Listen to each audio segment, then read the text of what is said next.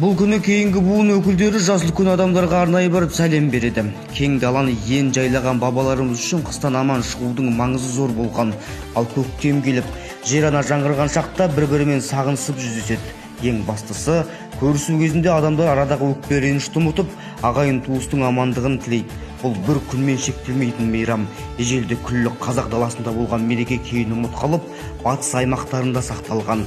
14 наурыз ескіше 1 наурыз, көктемнің 1 күні деп қазақ наурызнама тойлайтын еді. Ол 8-9 күнге созылатын, яғни 22 наурыз күн мен түннің теңелуі мерекенің шыңы, қыс мезгілінің толық бітуі. Ал қыстан аман-есен шыққан қазақтар қыс бойы бірін-бірі көре алмаған ағайын туыс қоздай жамырасып көрісіп, бір жасыңмен деп амандасатын болған.